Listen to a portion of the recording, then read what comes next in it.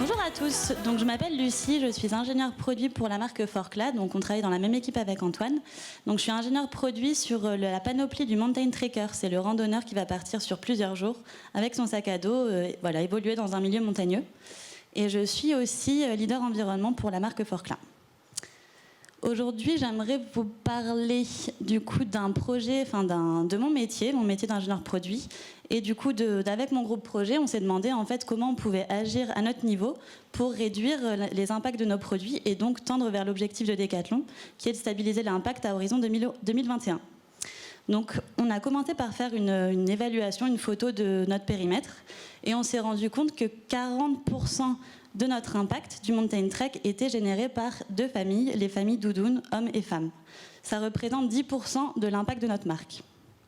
Ensuite, on est allé un peu plus loin et on s'est rendu compte qu'un seul produit, donc deux produits, un homme et une femme, à savoir la X-Lite, représentait 25% de notre périmètre, donc un quart de nos émissions.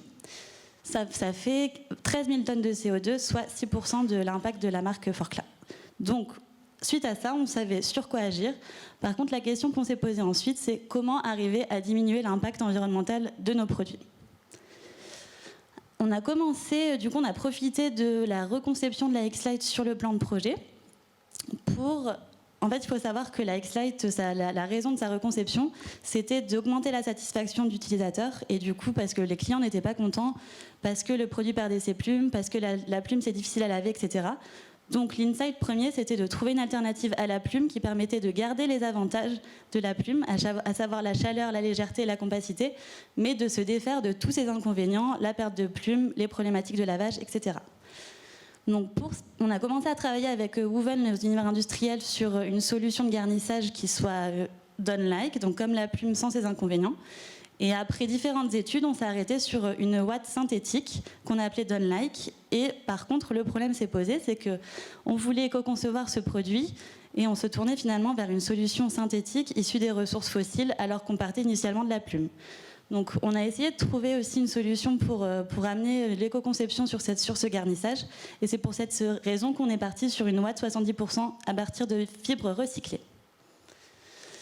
Ensuite, on s'est aperçu aussi que sur un produit textile comme la X-Lite, il y a 80% de l'impact qui est généré par la production et le composant. Donc c'est aussi un axe sur lequel il fallait qu'on agisse. Et pour réduire l'impact, en fait sur le composant, il y a 25% de l'impact qui est dû à la teinture. Donc on a voulu agir sur la teinture et utiliser un procédé de teinture propre qu'on appelle le dub dye. Donc je ne sais pas si ça parle à tout le monde, je ne vais pas expliquer exactement ce que c'est parce que ça prendrait un TED Talk entier. Mais voilà, si vous avez des questions sur ce process, n'hésitez pas après. Donc ce qu'il faut retenir, c'est que l'extérieur en fait sera entièrement en dub dye. Donc ce sera uni comme un tissu classique, ce sera vraiment invisible pour le client, seulement une teinture plus propre. Et pour l'intérieur, on a validé le fait que toutes nos doublures de veste seraient en biton. Donc le biton, c'est un fil dub dye qui est teint en masse, qui est aussi tissé avec un fil grèche qui est pas teint.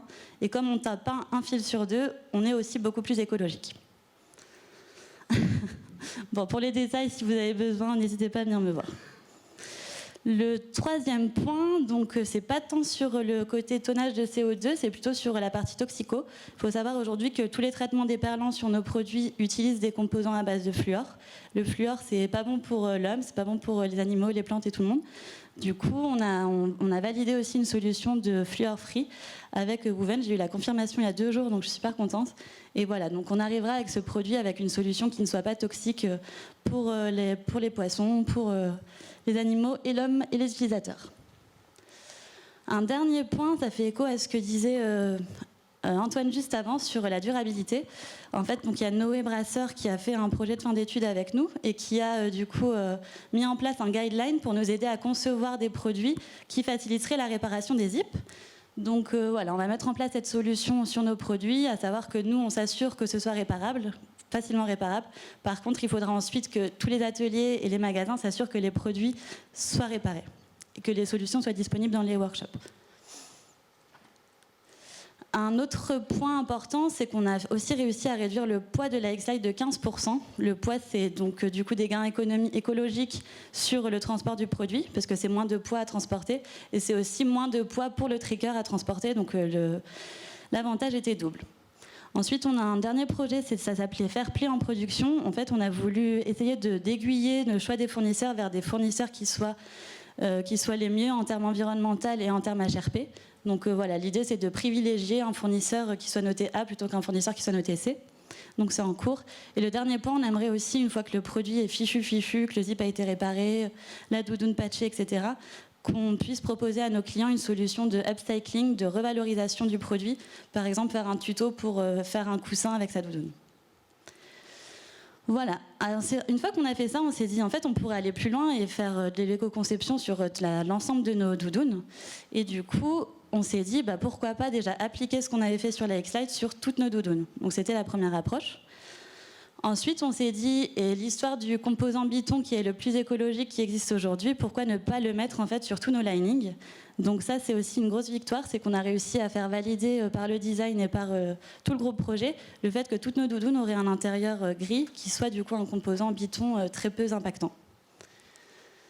Et le dernier point, c'est un peu plus innovant, c'est vraiment en cours, donc je vous le présente un peu en avant-première. En fait, c'était tellement difficile de développer un fil d'up-dye dans notre couleur qu'on s'est dit, on a mis en place beaucoup d'efforts pour arriver à cette solution. Et l'idée, ce serait de profiter de ce développement de fil pour pouvoir, à partir d'un fil, faire plusieurs composants. Donc avec un fil, suivant la structure, l'armure, le tissage, on va pouvoir faire différentes armures. Et avec différentes couleurs, on va pouvoir faire aussi différents camailleux. Du coup, l'idée, c'est qu'en faisant 3 fils d'up-dye, on pourrait arriver à 6 effets différents et du coup à améliorer aussi, partir d'un fil éco-conçu, avoir des composants éco-conçus et du coup des doudounes éco-conçues. Voilà, alors pour conclure, ce dont on a besoin, c'est déjà une collaboration vraiment forte avec Woven pour nous aider à arriver à ce qu'on souhaite. Donc déjà déployer le process d'up-dye partout dans le monde, enfin partout dans tous les bassins de production, parce qu'aujourd'hui c'est disponible malheureusement que en Chine, alors que la X-Lite, au vu des quantités, elle est produite au Vietnam, au Bangladesh, en Chine, enfin partout. Et deuxièmement, de nous aider aussi à travailler sur le développement de composants, de nouvelles structures pour garantir nos fonctions en termes de résistance mécanique, etc. Et de aussi développer des couleurs qui correspondent à notre colorama. Et le dernier point, c'est nous caler vraiment avec mon groupe projet sur avoir une bonne préparation pour développer et industrialiser et du coup essayer de lever tous les freins qui pourraient y avoir sur le process d'up-dye parce que c'est des contraintes de minimum quantité importantes. C'est aussi un process qui est assez nouveau en industrialisation, donc il faut qu'on arrive aussi à lever tous les freins pour faire que ce projet soit gagnant pour le trekking, pour Forclaz et du coup pour Decathlon. Et pour conclure, donc je voudrais juste rappeler que c'est vrai que l'éco-conception, on en fait parce qu'on y croit, mais c'est dans éco-conception, dans l'éco-conception, il y a éco, du coup, faire de l'éco-conception, ça demande du temps et ça demande des ressources. Et du coup, moi, mon besoin principal, ce serait d'avoir des ressources opérationnelles qui puissent nous aider à faire et à avancer sur ce sujet. Merci et je suis à dispo si vous avez des questions.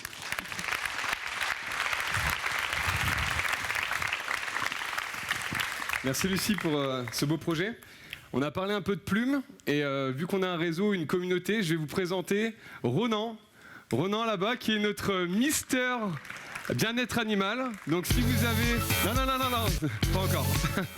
C'est notre Mister Bien-être Animal. Donc si vous avez la moindre question sur comment on enlève les plumes sur un poulet, il est là.